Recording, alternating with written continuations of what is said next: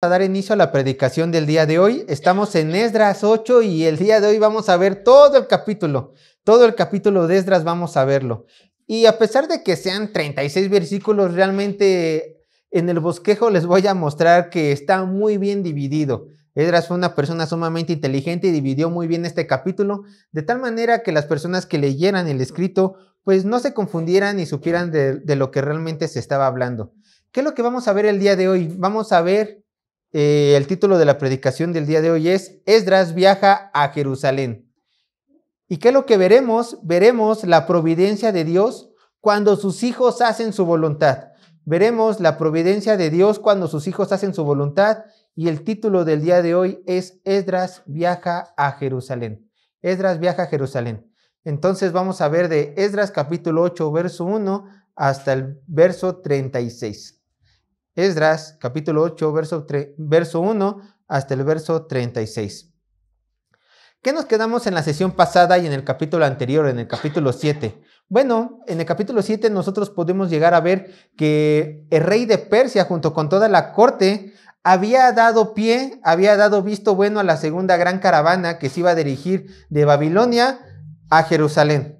Había dado el visto bueno, le había dado una carta a Esdras, donde se le permitía recolectar ofrendas, tanto de la corte real como del pueblo judío que estaba en Babilonia y en el imperio persa, y también de los demás pueblos que estaban alrededor de Jerusalén. ¿Para qué? Para que contribuyeran a la adoración a Dios. Y una vez obteniendo esta carta, estos permisos, Esdras no perdió el tiempo y dice lo siguiente. Nada más tantito vamos a ir al capítulo anterior. Dice Esdras, capítulo 7, verso 28. Dice así: y yo, fortalecido con la mano de mi Dios sobre mí, reuní a los principales de Israel para que subiesen conmigo.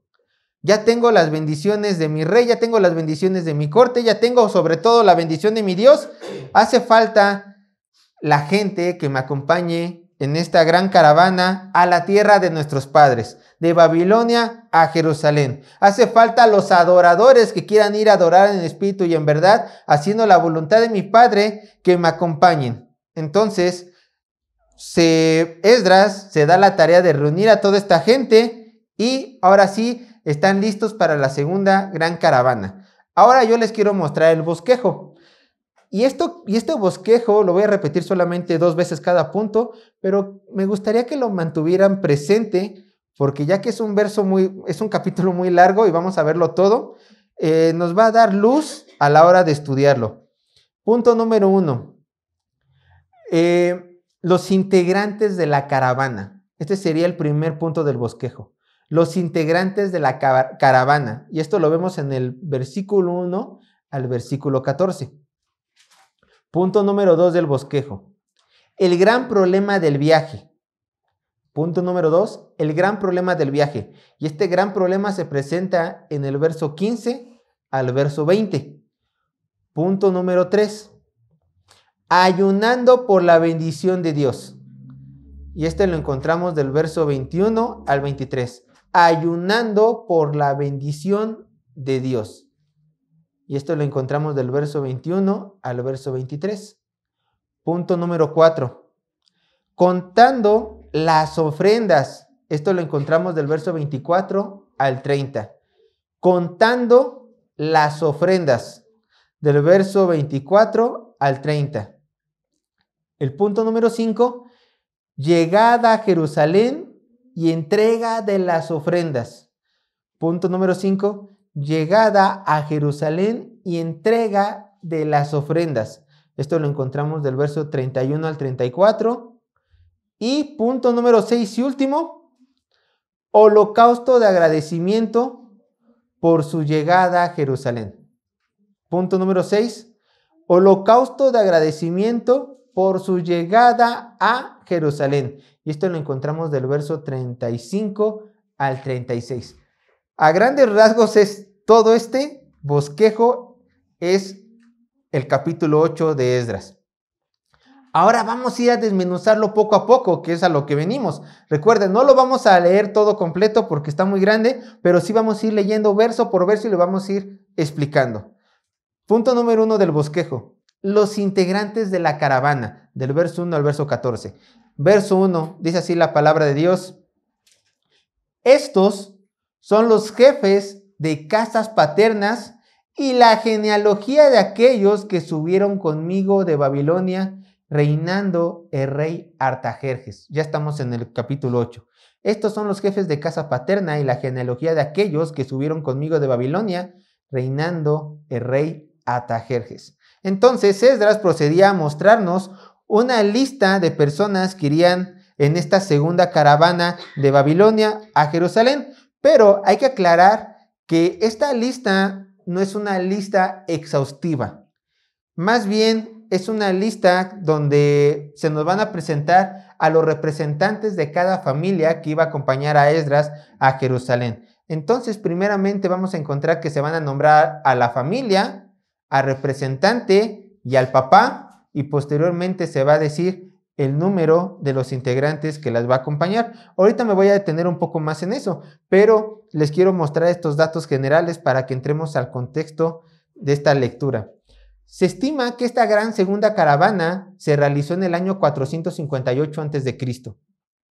Y como lo menciona el texto bíblico, esta caravana partió de Babilonia a Jerusalén, igualita que la primera. También recuerdan que Zorobabel junto con el sumo sacerdote Josué también partieron de Babilonia a Jerusalén. Entonces hicieron exactamente lo mismo. Por lo tanto es muy probable que también les haya tomado de Babilonia a Jerusalén 4 meses de viaje. O sea, eran 1500 kilómetros. Entonces es natural que les hayan tomado 4 meses de viaje, igual que la primera gran caravana. Entonces lo encontramos en el año 458 antes de Cristo. Ya teniendo todos estos datos generales, podemos proseguir al versículo número 2 que dice así. De los hijos de Fines, Gersón; de los hijos de Itamar, Daniel; de los hijos de David, Atus. Bueno, en el verso número 1 ya vimos que van a empezar a decir nombres. Y luego en el verso número 2 ya se dicen unos nombres. Uno podría decir, Sergio, ¿nos podemos saltar las genealogías para empezar a ver algo un poco más terrenal? Déjenme decirles que todo es inspirado por Dios. Entonces, todo esto tenemos que ir viéndolo poco a poco. Y déjenme decirles que es algo interesante. De hecho, estas primeras personas que se mencionan en el verso 2 son diferentes a las que se van a mencionar del verso 3 al verso 14. ¿Por qué? Porque vean, Gersón, Daniel y Atus, por lo menos Gersón y Daniel pertenecían a la familia sacerdotal. Gersón y Daniel.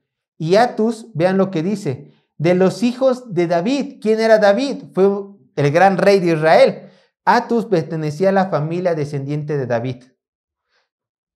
Entonces vean lo que dice, yo lo leo, lo que nos presentó Esdras en el capítulo 7, verso 7. Con él subieron a Jerusalén algunos de los hijos de Israel y de los sacerdotes, levitas, cantores, porteros y siervos del templo en el 7º año del rey Artajerjes. Vamos a ver quién era Gersón. Gersón procede de la casa sacerdotal a través de su antepasado Fines, hijo de Eleazar y nieto de Aarón. Daniel, ¿quién era? Provenía de la casa sacerdotal de Itamar, cuarto hijo de Aarón y tío de Fines. Y por cierto, este Daniel no es el mismo que Daniel profeta, que ya casi 160 años atrás había profetizado. No, esta es una persona totalmente diferente. Casi 80 años atrás. Casi 80 años atrás. Entonces, no pensemos que Gersón y Daniel también eran los únicos profetas que acompañaban a Esdras en su viaje. Simplemente a lo mejor estos eran los más destacados o los representantes de los demás sacerdotes que acompañaban a Esdras, porque recuerden el verso 7 del capítulo 7, y de los que, plural, sacerdotes, o sea, lo acompañaban más sacerdotes. Bueno, a lo mejor ustedes dirán, bueno, Sergio, no tiene nada de interesante Gersón y Daniel, simplemente eran sacerdotes. Bueno, pero ellos tenían una labor muy importante. ¿Por qué? ¿Recuerdan cuál era la función de Esdras? ¿Cuál era su propósito de Esdras al ir a Israel? ¿Cuál era? Fortalecer la adoración. El Esdras tenía que ir a Jerusalén a fortalecer la adoración, entonces necesitaba sacerdotes que le ayudaran con esta tarea. Ahora, viene un hombre que también, a mi punto de vista, es sumamente interesante, Atus, descendiente de David. Pero ustedes saben que Atus, bueno, vean, el padre de Atus se llamaba Semaías. El abuelo de Atus era Secanías. Y el bisabuelo de Atus era Ananías. Y este Ananías, aunque ustedes no lo crean, era hijo de Zorobabel. Y a lo mejor ustedes dirán, entonces, Atus era tataranieto de Zorobabel, ¿sí? Si ustedes se acuerdan, ¿en qué nos quedamos en Esdras capítulo 6? ¿Acaso Zorobabel no se encontraba en Jerusalén? ¿Acaso Zorobabel no fue uno de los encargados de la construcción del templo? ¿Acaso Zorobabel no fue el encargado de transportar la primera gran caravana? Claro, nos habíamos quedado en el capítulo 6. Ya pasaron los cohetes. Nos habíamos quedado en el capítulo 6 que Zorobabel estaba en Jerusalén. Entonces, ¿por qué su descendiente, ahora su tataranieto, estaba en Babilonia? ¿Qué pasó allí? ¿Por qué se regresó la familia de Zorobabel?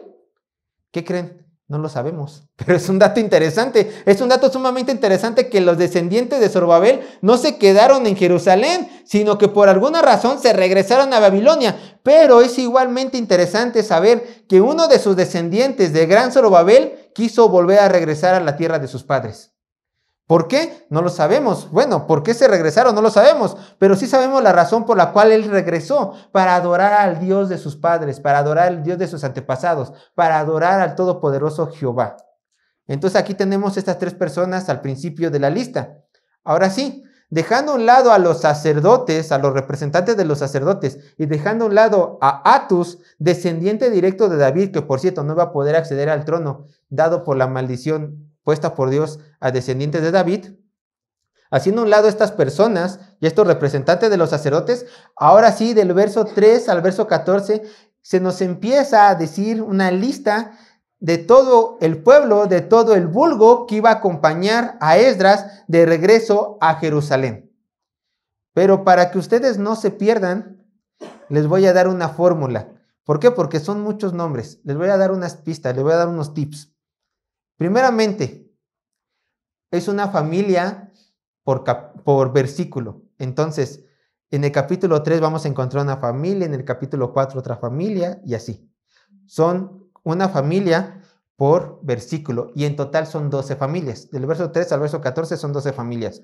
Ahora, quiero que ustedes vean algo. En primer lugar, se van a nombrar el nombre del clan. Les voy a poner un ejemplo. Vayan al verso 3. Esdras, capítulo 8, verso 3. Vamos a ver el ejemplo con esto. Escuchen. De los hijos de Secanías. Secanías es el clan. El primer nombre siempre va a ser el clan o la familia. El nombre del clan o el nombre de la familia. De los hijos de Secanías. Y de los hijos de Paros. El segundo nombre siempre va a ser el nombre de jefe actual paterno. El nombre de jefe del clan actual vivo. Entonces, en tiempos de Esdras, el jefe del clan Secanías, se llamaba Paros. El tercer nombre, Zacarías, es el nombre del papá del jefe del clan. Entonces, el papá de Paros, anterior líder, se llamaba Zacarías. Zacarías era el antiguo líder. Y posteriormente, punto número 4, se nos dice el número de varones, hombres, que acompañaron a esta familia. Entonces ya saben. 1, el nombre de la familia, el nombre del clan. 2, el jefe vivo del clan en tiempos de Esdras. 3, el nombre del papá del jefe vivo del clan. Y 4, los números de varones que los acompañaron. Yo sé que es pesado, pero sigue siendo palabra de Dios. Vamos a leerlo para que veamos el número de gente y los clanes que lo acompañaron. Vean lo que dice la palabra de Dios. Verso 3. Pero ya tienen esto en la mente. De los hijos de Secanías y de los hijos de Paros, Zacarías, y con él en la línea varones 150. Verso 4, otra familia, otro clan. De los hijos de Pahat Moab, Elioenai, hijo de Seraías, y con él 200 varones. Verso 5. De los hijos de Secanías, el hijo de Jaasiel, y con él 300 varones. De los hijos de Adín, Ebed, hijo de Jonatán, y con él 50 varones. 7. De los hijos de Lam, Jesaías, hijo de Atalías, y con él 70 varones. 8. De los hijos de Cefatías, Zebadías, hijo de Micael, y con él 80 varones. Verso 9. De los hijos de Joab, Obadías, hijo de Jehiel, y con él 218 varones. Verso 10. De los hijos de Selomit, el hijo de Josifías, y con él 160 varones. Verso 11. De los hijos de Bebaí, Zacarías, hijo de Bebaí, y con él 28 varones. 12. De los hijos de Asgad, Joanán, hijo de Acatán, y con él 110 varones. Verso 13. De los hijos de Adomicam, los postreros, cuyos nombres son estos: Elifelet, Jehiel y Semaías, y con ellos 60 varones. Y de los hijos de Bigvai, Utaí y Zabud, y con ellos 70 varones. Y felicidades, hermanos, ya vimos una genealogía. Yo sé que fue un poco pesado, pero lo interesante es cuando sumamos números. ¿Por qué? Porque si ustedes suman los números de cada familia que fue, da un número total de varones, de 1500 varones aproximadamente de cada una de estas familias. Bueno, entonces 1500 hombres acompañaron a Esdras en su viaje de Babilonia a Jerusalén. Pero estamos olvidando algo. Bueno, por lo menos Esdras no lo menciona, porque en su momento cultural no se mencionaba. Cae de las mujeres y los niños. Si multiplicamos ya sea 1500 por 3 o por 4, que era la cantidad que conformaba una familia, 4 o 5 integrantes, a lo mejor 3, si tenían un hijo, que lo dudo mucho, entonces fueron a Jerusalén alrededor de 6000 a 7500 familias. Era una caravana realmente grande, era realmente muchísima gente. No era un número nada menospreciable para Esdras, ni mucho menos para el pueblo de Jerusalén que se dirigía para allá.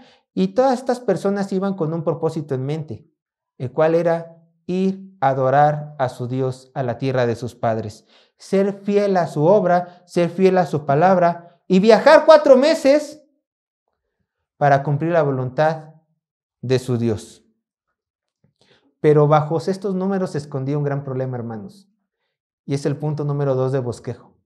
El gran problema del viaje. El gran problema del viaje.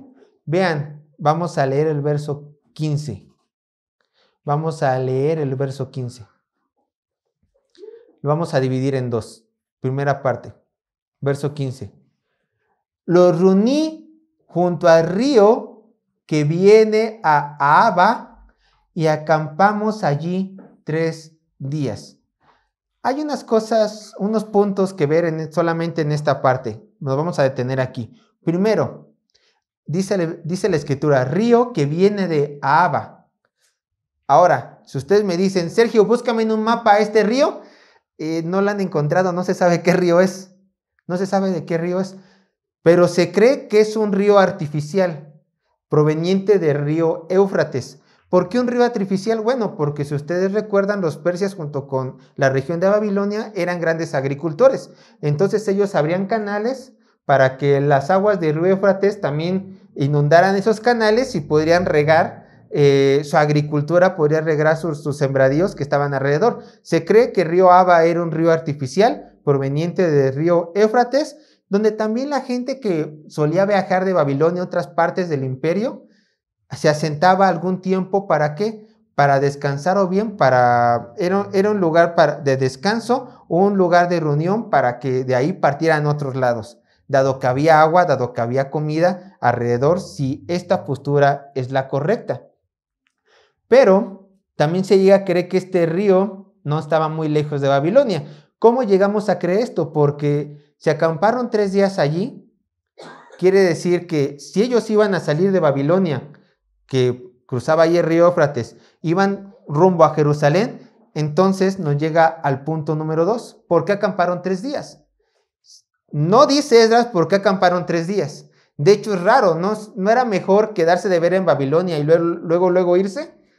Los historiadores dicen que se acampó ahí 3 días porque como se esperaba mucha gente, no solamente de Babilonia, sino también de otro lado del imperio, entonces a lo mejor Esdras, una persona llegada a él, tuvo la idea de que era mejor esperarlos en Ahava, en el río, dado que era un lugar de reunión muy conocido en su época, y esperar 3 días a que todos llegaran, a que la mayor cantidad de gente llegara. Si los judíos de Babilonia y de otras regiones son igual que los mexicanos, obviamente les faltó 3 días para llegar a su destino. Si de por sí luego no llegamos 10 minutos antes a nuestro destino, imagínense ellos, tenían que hacer un viaje largo, se tenían que preparar. Entonces Esdras dijo, vamos a esperar 3 días en este lugar.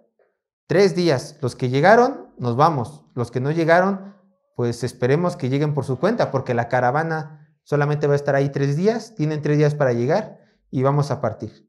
Todo bien aquí. Ya sabemos el lugar, ya sabemos dónde vienen, quizá ya sabemos la razón por la cual esperaron 3 días, quizá. Ahora sí, vamos con la siguiente parte del verso 15. Verso 15, Esdras capítulo 8, verso 15. Dice así la palabra de Dios. Los reuní junto al río que viene de Ahava y acampamos allí 3 días. Bien, siguiente parte del texto.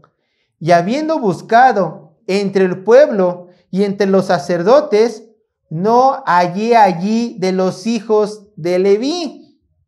Y este hecho es más que sorprendente, hermanos. Como decimos los mexicanos, sin duda cuando Esdras se enteró de esto se vino para atrás, se echó para atrás, porque se dio cuenta que ningún levita estaba en la lista que se nos había ya presentado. ¿Recuerdan? Un privilegio tuvieron los levitas de parte del rey. Vayan conmigo un capítulo antes, Esdras capítulo 7, verso 24. Vean este gran privilegio que el rey y su corte les dieron a los levitas con tal de que fueran a Jerusalén a cumplir su labor como sacerdote, como adoradores de Dios. Esdras capítulo 7, verso 24. Dice, y a vosotros os hacemos saber que a todos los sacerdotes y levitas, cantores, porteros, sirvientes del templo y ministros de la casa de Dios, ninguno podrá imponerle tributo, contribución ni renta. Prácticamente el imperio les estaba diciendo, les voy a regalar dinero con tal de que salgan de Babilonia, salgan del imperio y vayan los levitas, cantores, sacerdotes a adorar a su Dios. Nunca van a pagar ofrenda, tributo ni renta. Van a vivir de a gratis prácticamente. Era un gran privilegio. Era algo muy jugoso. Ni un levita quiso, aunque les regalaron dinero. Ningún levita quiso ir a hacer la voluntad de su Dios. ¿Por qué? Porque ningún levita quiso ir a trabajar a Jehová. No nos dice el texto por qué, pero podemos imaginarnos a lo mejor algunas razones. Primera razón, que a lo mejor los levitas no fueron voluntariamente a adorar a su Dios en tierra de sus padres. 1, no querían dejar su vida en Babilonia. No querían dejar su vida en Babilonia. ¿Por qué? Porque es más que probable que los levitas se sintieran tan cómodos en sus vidas en tierra ajena que se dijo cada uno a sí mismo, mirándose casi al espejo, otro irá en mi lugar. Yo ya tengo una buena vida aquí. No es necesario que yo salga de mi casa a trabajar en la obra de Dios, allá tan lejos. Otro hará esto. Hermanos, uno puede ver a los levitas y decir, qué mal. Pero así hay muchos cristianos hoy en día, igual que estos levitas. Otro hará el servicio, otro llegará temprano, otro ayudará en la iglesia, otro saldrá a evangelizar. Yo tengo mi vida cómoda en mi casa, estoy calentito, estoy viendo la tele, estoy con un cafecito, no puedo ni atreverme a pensar que todos los domingos me puedo parar 1 o 2 horas antes para ir a la iglesia. ¿Cómo es esto posible si yo estoy en mi casa tan cómodo? ¿Cómo es esto posible? Sí, realmente yo tampoco puedo creer que hay gente que piensa así y haga a un lado a Dios, como estos levitas y como muchos cristianos hoy en día. Yo no lo creo. Pero escuchen, nuestro Jesús ya nos había dicho que si queríamos servirle a Él y a su obra, teníamos que dejarlo todo, aun nuestras propias comodidades. Lucas capítulo 9, versos 57 al 62.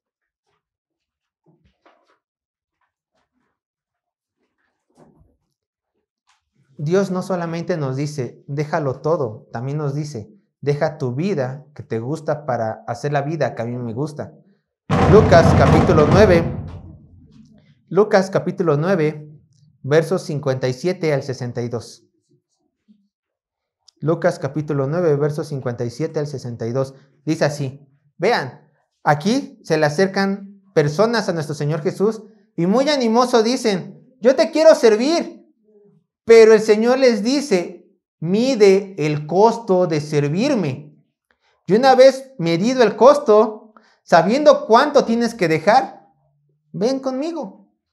Vean, yendo ellos, uno le dijo en el camino, Señor, te seguiré a donde quiera que vayas. ¡Uy, qué gran hombre! Vean lo que el Señor le contesta. Y le dijo Jesús, las zorras tienen guarida y las aves de los cielos nidos, mas el Hijo del Hombre no tiene dónde recostar la cabeza. Y dijo otro, y dijo a otro, ahora Jesús le dice a una persona, sígueme. Él le dijo, Señor, déjame que primero vaya y entierre a mi padre. Jesús le dijo, deja que los muertos entierren a sus muertos, y tú ve y anuncia el reino de Dios. Verso 61. Entonces también dijo otro, te seguiré, Señor. Pero, déjame que me despida primero de los que están en mi casa. Y Jesús le dijo, ninguno que poniendo su mano en el arado mira hacia atrás es apto para el reino de Dios. En una otra ocasión también se le acercó un joven rico. Y nuestro Señor le dijo, vende todas las cosas. Y la Escritura dijo que el pobre rico se fue triste, porque no era capaz de dejar lo que más quería. Así eran los levitas, así son muchos cristianos. El Señor les dice, es necesario que dejes esto de tu vida, tu comodidad. Todo lo que tú creas que te mereces, déjalo, es basura. No lo hacen. Son igual que el otro. Pero Señor, no se vayan a cansar de decir tanto pero. Los levitas no querían dejar sus comodidades, estoy totalmente seguro. Pero también hay otra cosa que no querían hacer los levitas. Los levitas no querían cumplir con su responsabilidad de servir a Dios. Los levitas eran las personas encargadas, consagradas, escogidas por Dios personalmente para decir, ustedes levitas, entre todo el pueblo, ustedes van a ser los únicos que van a estar sirviéndome en mi presencia. Ustedes son míos. Vean lo que dice Números capítulo 8, verso 14 al 16. Números capítulo 8, verso 14 al 16. Números capítulo 8, verso 14 al 16.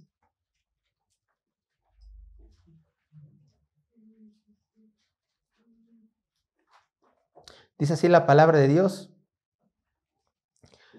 Así apartarás a los levitas de entre los hijos de Israel y serán míos los levitas. Después de eso vendrán los levitas a ministrar en el tabernáculo de reunión. Serán purificados y los ofrecerás en ofrenda. Verso 16. Porque enteramente me son dedicados a mí los levitas de entre los hijos de Israel, en lugar de todo primer nacido. Los he tomado para mí en lugar de los primogénitos de todos los hijos de Israel. Y al parecer estos levitas en verdad que no alcanzaban a ver este privilegio que representaba servir al Dios del cielo, al Dios todopoderoso. Estos levitas dejaron ir la oportunidad más grande de sus vidas. La dejaron ir como agua que se escurre de las manos. No la tomaron.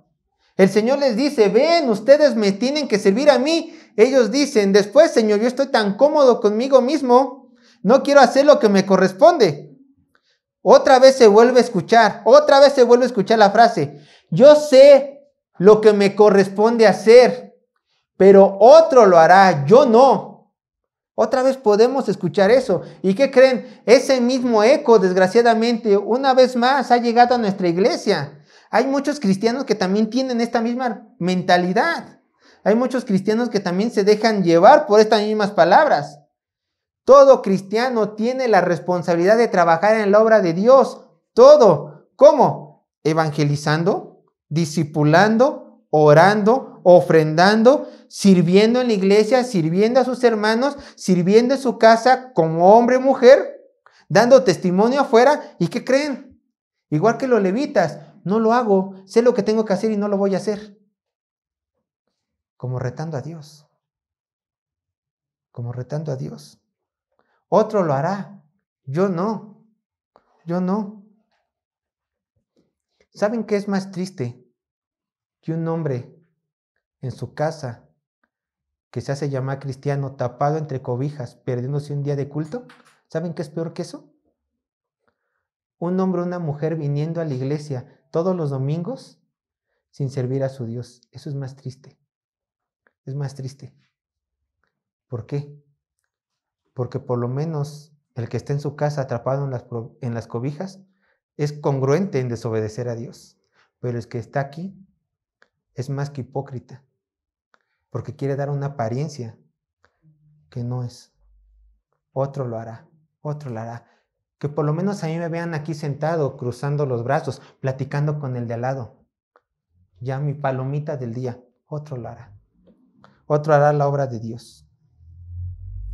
Pero yo te vengo a decir esto, hermano. No olvides que el día en el cual Cristo regresará está pronto. ¿Cuándo? No sé, pero hay un día que a lo mejor está más pronto, dependiendo de lo que el Señor decida, claro está. Él es soberano. Y es el día que tú estarás enfrente de Él cuando Él te llame. ¿Cuándo será? No sé. Pero Él te va a pedir cuentas de cada minuto, cada segundo ocioso que tienes. Él te va a decir, ¿por qué estuviste cómodo en tu casa cuando había mucho trabajo? La mies es mucha y los obreros pocos. Él te va a decir también, ¿por qué ya sabías tus responsabilidades y no levantaste ni un solo dedo para hacer mi voluntad? ¿Por qué no serviste? Y cuando digo servicio, por favor, no crean que a fuerza tengan que predicar en un púlpito o enseñar a mujeres. No, hablo del servicio, o sea, toda tu vida tiene que adorar a Dios. En ese servicio estoy hablando, una vida llena de adoración en cada área de tu vida. Va a decir, yo no vi nada de esto en tu vida. Y va a ser duro, hermanos, porque vean lo que dice 2 Corintios capítulo 5, verso 10.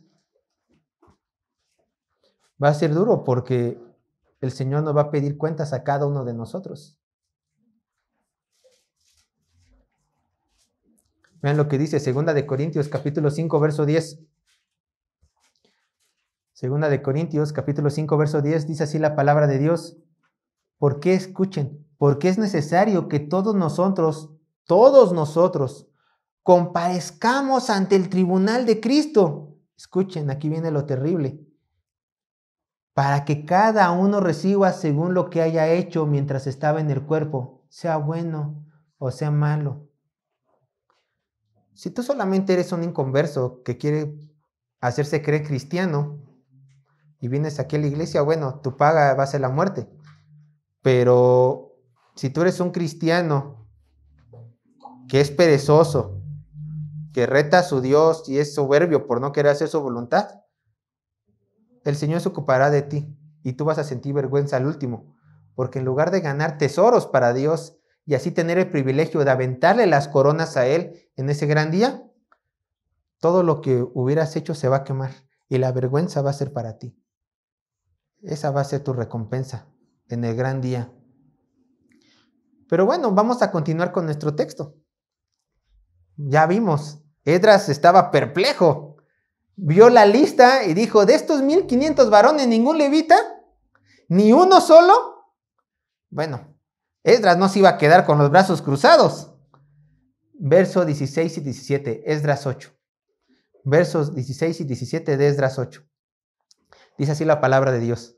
Entonces, despaché a Eliezer, Ariel, Semaías, el Natán, Jarib, el Natán otra vez, otro el Natán, Zacarías y Mesulam, hombres principales. Asimismo, a Joiarib y a el Natán, otro, hombres doctos, y los envié a Ido, jefe en el lugar llamado Casifia, y puse en boca de ellos las palabras que habían de hablar a Ido y a sus hermanos, los sirvientes del templo, en el lugar llamado Casifia, para que nos trajesen ministros para la casa de nuestro Dios.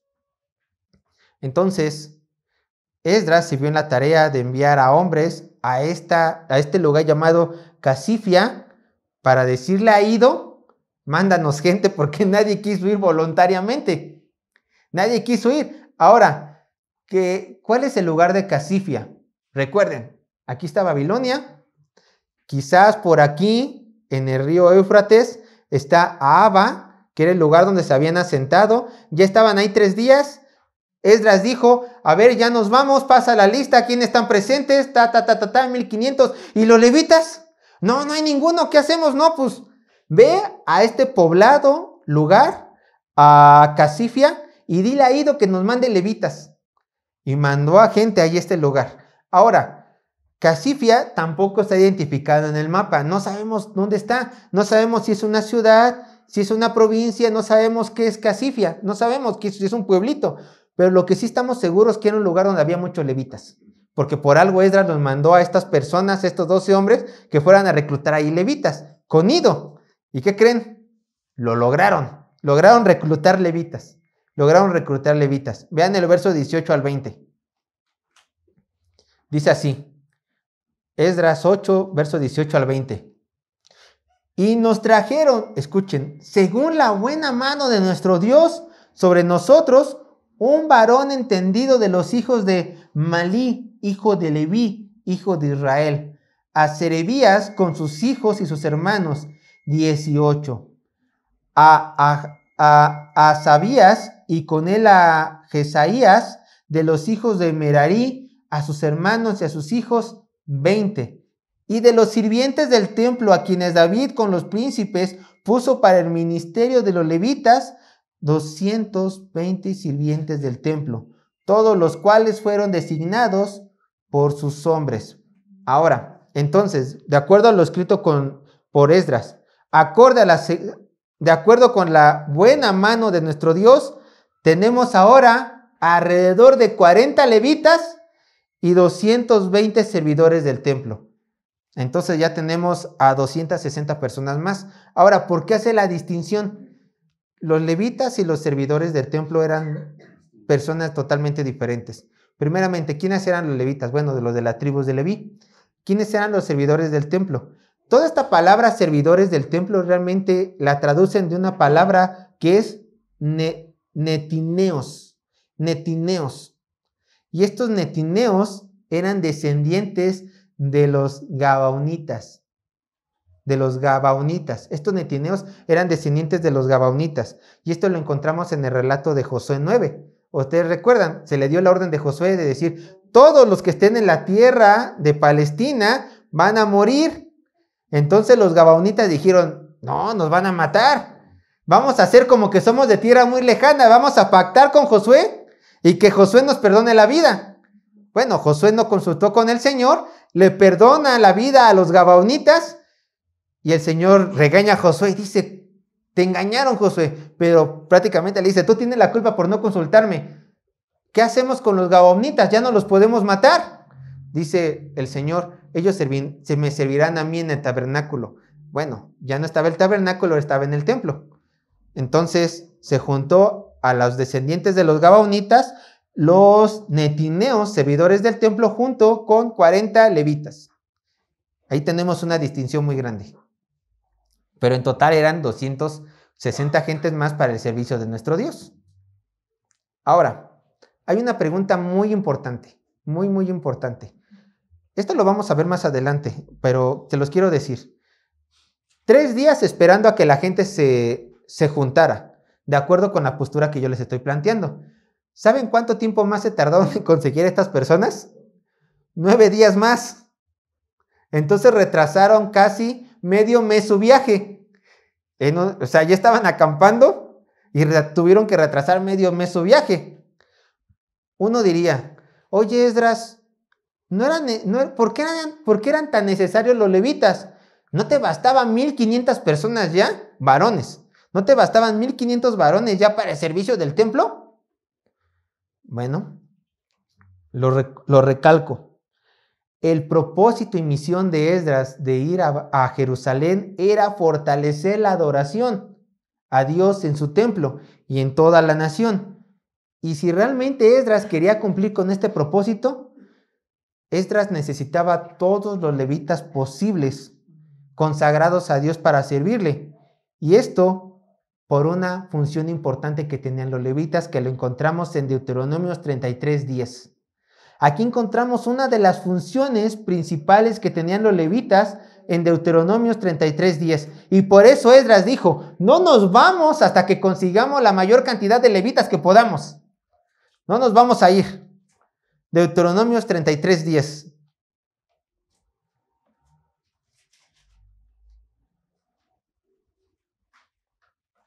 Deuteronomio 33:10.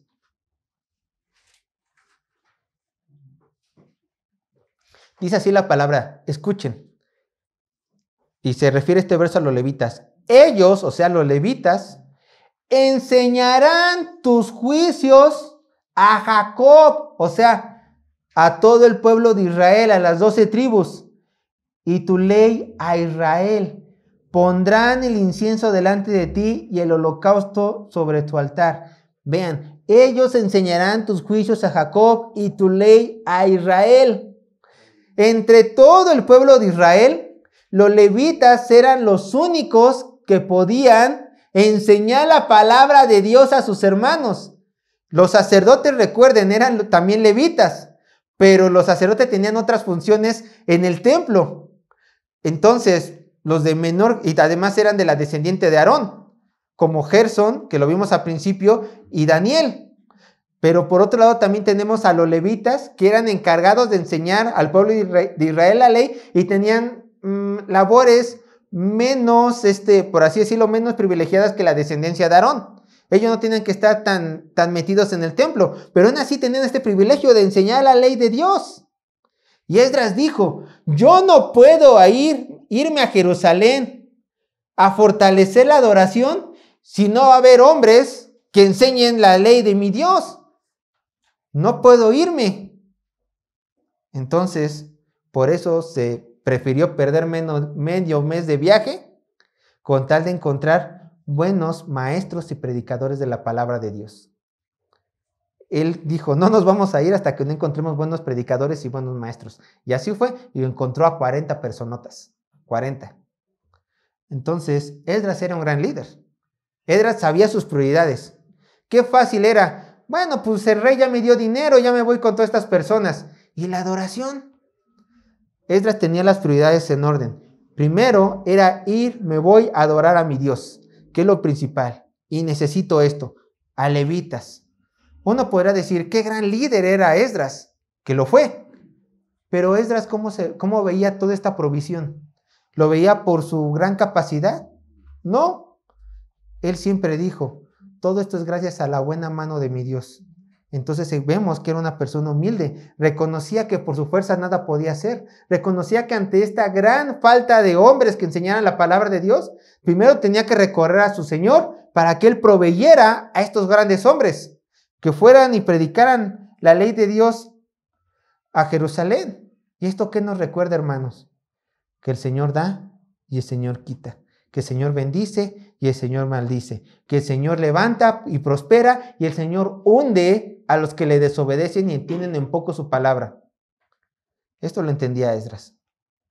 Y ahora sí, nos preparamos al viaje.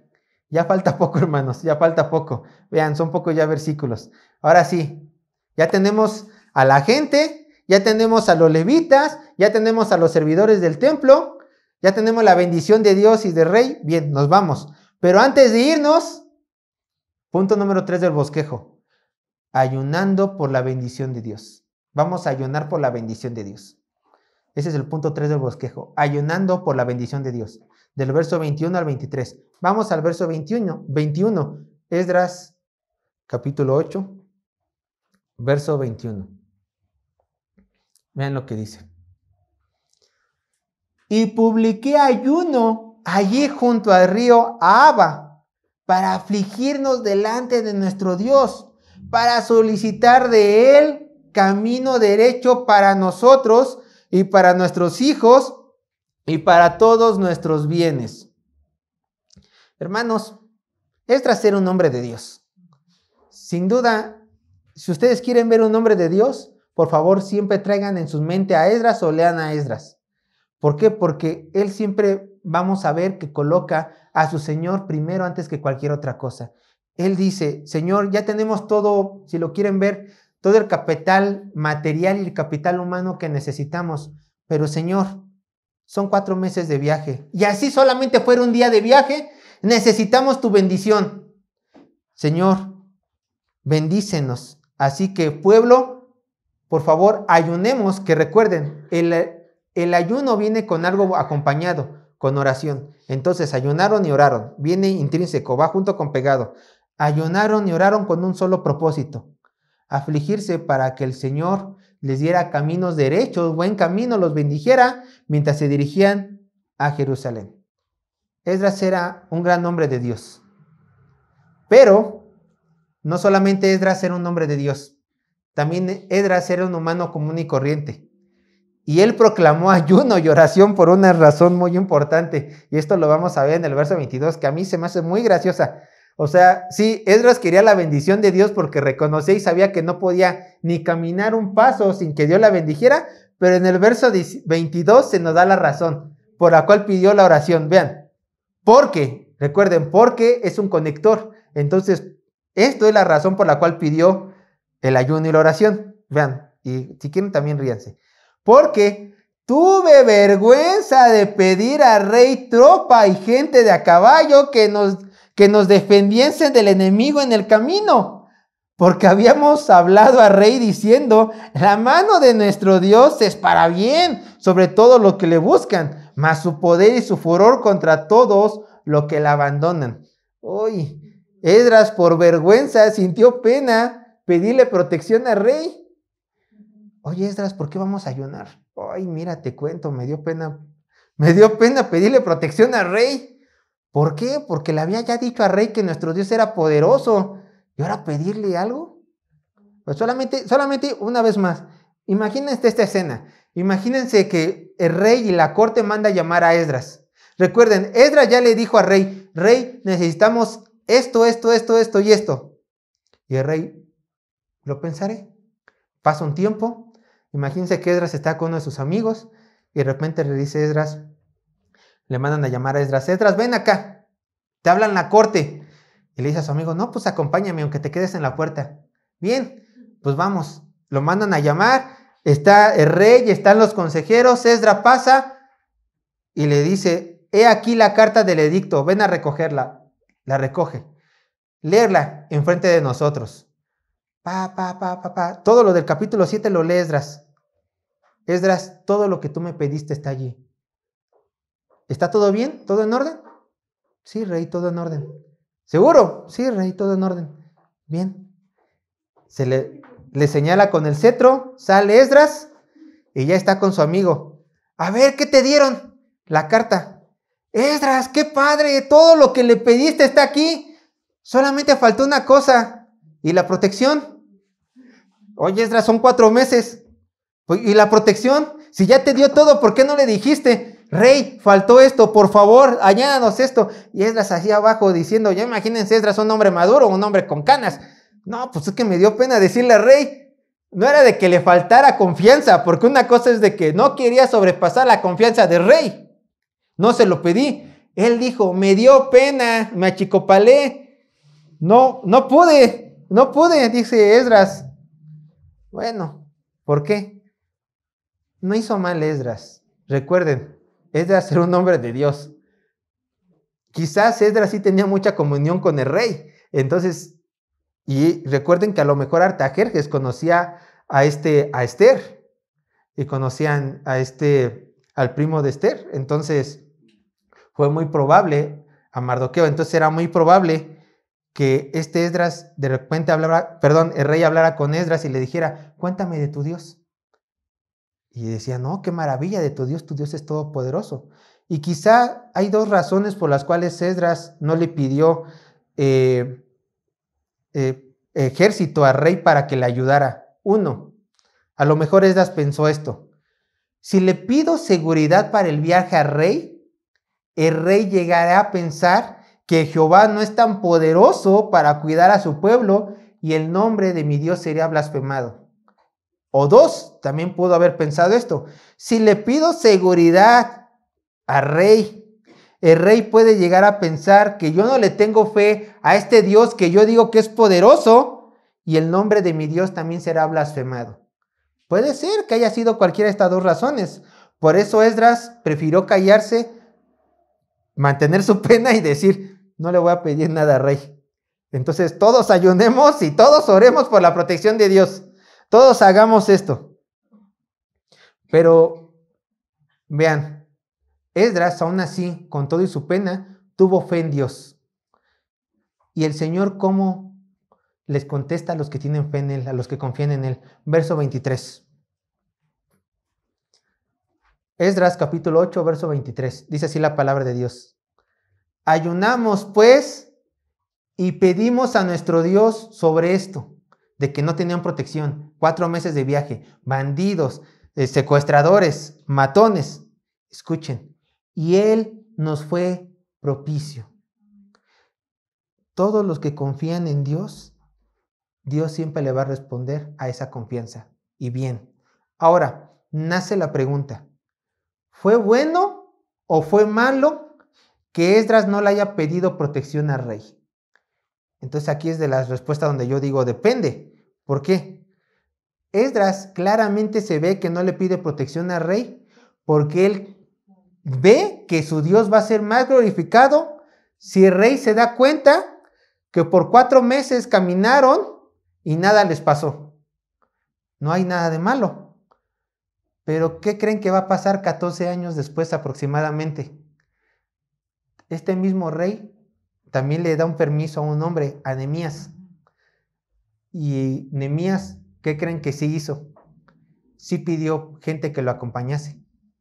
Vean, Nehemías capítulo 2, verso 9, yo lo leo. Nehemías 2, capítulo 9. Y el rey envió conmigo capitanes del ejército y gente de a caballo. Entonces, Nehemías veía claramente la protección del rey como un favor de Dios. Ahora, ¿quién tiene más fe? ¿Nehemías por no pedirle protección al rey? ¿O Esdras por pedirle protección al rey? ¿Quién tiene más fe? Esdras por pedirle, ¿quién tiene más fe? ¿Esdras por no pedir protección al rey? ¿O Nehemías por pedir protección al rey? ¿Quién tiene más fe? Déjenme decirles una cosa, eso no importa quién tiene mayor fe. Lo que importa es de que ambos le dieron la gloria a Dios. Esdras le dio la gloria a Dios a no pedir protección y Nehemías le dio la gloria a Dios porque reconoció que esta protección provenía de la mano de su Creador. Eso es lo que realmente importa. No importa quién tiene más fe. Importa qué es lo que con mi acción le va a dar más gloria a mi Dios. Entonces, ambos estuvieron en lo correcto. Ambos estuvieron en lo correcto. Entonces, ¿dónde quedamos nosotros? Podemos decir, bueno, poniendo el ejemplo de Esdras, ¿dónde está tu fe colocada? ¿Confías en tu Dios en cada uno de tus pasos? ¿Realmente estás dispuesto, Señor, voy a ir a la derecha o en la izquierda, pero confiando en ti? Haré esto, no haré aquello, pero sabiendo que tú me sustentarás. Podemos agarrarnos del Salmo 37, vean lo que dice, Salmo 37, 3 al 6. Imitar lo que dice este salmista. creerlo como lo creyó Nehemías y lo creyó Esdras. Salmo 37, verso 3 al 6. Vean lo que dice Salmo 37, verso 3 al 6. Escuchen. Confía en Jehová y haz el bien. Habitarás en la tierra y te apacentarás de la verdad. Deleítate a sí mismo en Jehová y él te concederá las peticiones de tu corazón. Encomienda a Jehová tu camino y confía en él y él hará. Verso 6. Exhibirá tu justicia como la luz y tu derecho como el mediodía. Confianza en él en cada uno de tus caminos. Es lo que tienes que hacer simplemente. Y ya lo que decidas, encomienda a Jehová tu camino y él hará. Pero tú con la mente tienes que decir y con tu corazón, esto lo hago, Señor, o dejo de hacer para glorificarte, para darte gloria. Simplemente tú ayúdame en mi camino y guíame. Eso es lo que tenemos que imitar de Esdras y si quieren también de Nehemías, que vamos a verlo. Pero bien, a ver, ya contaron, ya consiguieron a los levitas, ya ayunaron por la vergüenza de de Esdras, ya ayunaron. Bien, ya tenemos todo listo. Tanto física como espiritualmente ya estamos listos. Ahora simplemente vamos a contar las ofrendas que nos dieron y vamos a partir. Este es el cuarto punto del bosquejo, simplemente cortar las ofrendas. Verso 24 a 30, vean, vamos a leerlo rápidamente. Verso 24 al 30, dice así la palabra de Dios, Esdras 8. Aparté luego a 12 de los principales de los sacerdotes, a Serebías y a Asabías, y con ellos 10 de sus hermanos, y les pesé la plata y el oro y los utensilios, ofrenda que para la casa de nuestro Dios había ofrecido el rey y sus consejeros y sus príncipes y todo Israel allí presente. Pesé pues en mano de ellos 650 talentos de plata y utensilios de plata por 100 talentos y 100 talentos de oro. Además 20 tazones de oro de 1000 dracmas y 2 vasos de bronce bruñido muy bueno, preciados como el oro. Y les dije, vosotros estáis consagrados a Jehová y son santos los utensilios y la plata y el oro, ofrenda voluntaria a Jehová, Dios de nuestros padres. Vigilad y guardadlos hasta que los peséis delante de los príncipes, de los sacerdotes y levitas, y de los jefes de las casas paternas de Israel de Jerusalén, en los aposentos de la casa de Jehová. Verso 30. Los sacerdotes y los levitas recibieron el peso de la plata y del oro y de los utensilios para traerlo a Jerusalén, a la casa de nuestro Dios. Entonces, un total de 24 personas se encargaron de proteger todo este tesoro que iba dirigido a la casa de nuestro Dios. Yo sé que mencionan talentos y todo esto, pero solamente les voy a dar medidas aproximadas con medidas actuales. En total eran 25 toneladas de plata, 3 toneladas de artículos de plata, 3 toneladas de oro, 8 kilogramos, aquí no se sabe si por taza de oro o en total de taza de oro. O sea, estas 24 personas tenían que hacerse cargo de todo esto. Y así, tal cual estaba pesado, así tal cual tenían que presentarlo a los sacerdotes y a los levitas del templo de Jerusalén. Era una gran responsabilidad. Sin duda estos hombres tenían que ser de mucho testimonio, porque no cualquier cosa se les estaba dejando en sus manos. Ahora sí, 4 meses de viaje. Ya se levantaron, ya se fueron. Pero si ustedes son curiosos, a lo mejor como yo lo fui, se preguntarían, bueno, fueron 4 meses de viaje. ¿Qué ocurrió en esos 4 meses de viaje? ¿Qué creen? Esdras no lo menciona. ¿Por qué? Porque para Esdras lo importante simplemente era salir y llegar a Jerusalén. Esdras no quería decir qué es lo que les pasó en esos 4 meses de viaje, porque ese no era lo importante para su carta. Lo importante de su carta era llegar a fortalecer la adoración en Jerusalén. Punto número 5 del bosquejo. Ya vamos terminando. Ya falta muy poco. Llegada a Jerusalén. Punto número 5 de bosquejo. Llegada a Jerusalén y entrega de las ofrendas. Vean, del verso 31 al 34. Dice así. Esdras 8, verso 31 a 34.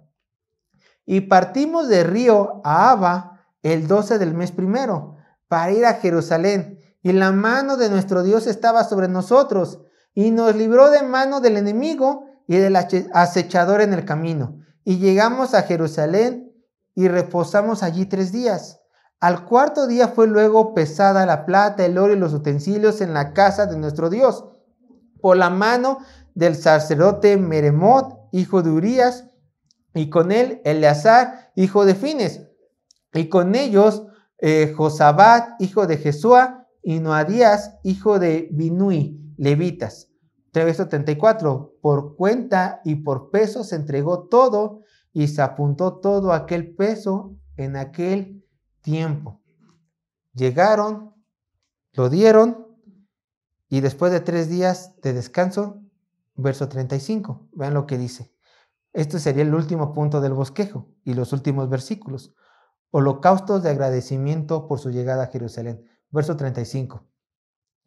Los hijos de la cautividad, los que habían venido del cautiverio, ofrecieron holocausto al Dios de Israel. 12 becerros por todo Israel, 96 carneros, 77 corderos y 12 machos cabríos por expiación. Todo en holocausto a Jehová. Después de 4 meses de viaje, 3 días de descanso, inconvenientes porque perdieron 15 días esperando a las personas, contando a los levitas. ¿Qué ganaron los judíos que decidieron ir con Esdras? ¿Qué ganaron? Ganaron mucho, hermanos. Ganaron hacer la voluntad de su Dios y adorar a su Dios en el lugar que su Dios había establecido que adoraran. Ganaron aprender a obedecer a su Señor. Recordemos una cosa, a lo mejor nosotros lo leemos en el verso 35, y sacrificaron. ¿Pero qué creen? Recuerden, ¿de dónde vienen estas personas? De Babilonia, del exilio. Ellos no podían sacrificar en las sinagogas. Para ellos no sabían qué era degollar un cordero para expiación de pecados. No sabían cómo cumplir estos mandamientos. Ellos jamás habían experimentado este tipo de adoración a su Dios. Cuando llegan a Jerusalén, ¿qué creen? Pueden ellos estar contentos, relajar sus almas y decir, estoy adorando por fin como Dios quiere que lo adore. A degollar becerros. ¿Por qué? Bueno, sonará gracioso, pero es que así querían que lo adoraran a nuestro Dios. Ellos realmente estaban cumpliendo con la adoración en estos momentos. Estos hombres eran la gente más feliz de su vida, más feliz de la vida, porque estaban contentos en hacer la voluntad de su Señor. Viajé 4 meses para hacer la voluntad de mi Dios y me quedaré en este lugar, me cueste lo que me cueste, para seguir haciendo la voluntad de mi Dios, para que yo la adore como Él quiere que yo la adore. Entonces, hermano, no importa lo mucho que grites en la iglesia, no importa lo mucho que le presumas a la gente que amas a Dios. Esas son palabras. Lo que importa son tus hechos, como estos adoradores. Sus hechos se vieron reflejados en 4 meses y cacho de camino a llegar a hacer la voluntad de su Dios. ¿Cuáles son tus hechos? Amo a Dios, amo a Dios. ¿Y qué? ¿Y qué? ¿Cuáles son los hechos, las obras que reflejan que tú realmente estás dispuesto a hacer todo por adorarlo como Él te manda que lo adores? Porque eso es lo que pide el Señor, que haga su voluntad. Te voy a decir una fórmula que está en la Biblia, lo vamos a leer. ¿Sabes cómo te puedes dar cuenta si tú realmente amas genuinamente a Dios? No es por venir a la iglesia, bueno, es parte de, pero no es 100% por venir a la iglesia, no es por gritar más alto en las alabanzas o decirle a todo el mundo que amas a Dios, no, es por hacer su voluntad. En toda área de tu vida, en cada pequeño o gran mandato que el Señor te mande. Vean lo que dice Juan capítulo 14, Evangelio de Juan capítulo 14, verso 23 al 24.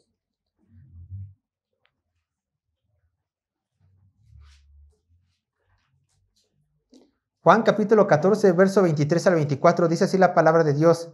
Respondió Jesús y le dijo, el que me ama, mi palabra guardará, y mi Padre le amará, y vendremos a él y haremos morada en él. El que no me ama, no guarda mis palabras, y la palabra que habéis oído no es mía, sino del Padre que me envió.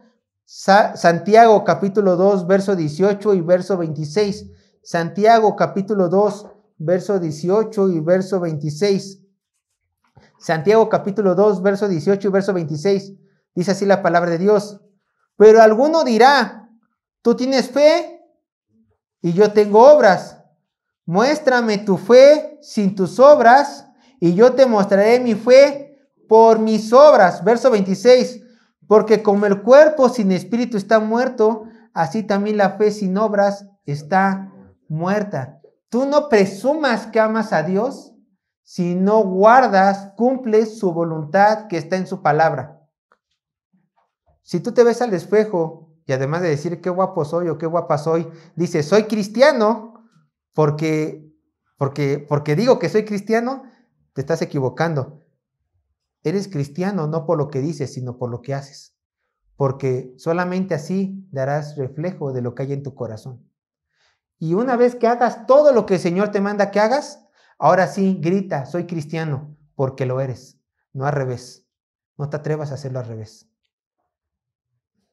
Nos ofendes a los que sí somos cristianos. Ofendes a tu iglesia. Porque si tú dices que eres cristiano y te comportas como el diablo, la gente te señalará a ti, señalará a esta iglesia, a todos nosotros y sobre todo el testimonio de tu Dios se echará abajo. Pero bueno, ¿qué pasó después? Ya adoraron, verso 36 y con eso terminamos. Terminamos todo un capítulo. Después de adorar a su Dios, como jamás lo habían hecho, porque vivían en el exilio, dice Esdras, y entregaron los despachos del rey a sus sátrapas y capitanes del otro lado del río, los cuales ayudaron al pueblo y a la casa de Dios. ¿Se acuerdan de la cartita del capítulo 7 que le dieron, que el rey y la corte le dio a Esdras? Donde decía que los demás pueblos alrededor de Jerusalén tenían que ayudar. Bueno, ya adoramos. Si llevaron esas cartas, gobernante, tienes que ayudar, tienes que ayudar, tienes que ayudar. ¿Y qué creen que pasó? Ya no se pusieron al brinco. Claro, te ayudamos. ¿Qué aprendemos con todo esto, hermanos? ¿Qué aprendemos con todo esto? Si hacemos la voluntad de Dios, seremos bendecidos por Dios. Esdras hizo esto y jamás dijo, por mí este pueblo vino, por mí la segunda caravana fue hecha. Siempre fue, y la buena mano de Dios, y la protección de Dios, y la buena voluntad de Dios, y Dios puso esto en los corazones del rey y su corte. Si hacemos la voluntad de Dios y lo reconocemos en cada uno de nuestros caminos, como dice el Salmo 37, seremos bendecidos. Quizás te estés diciendo, ¿y seré bendecido físicamente?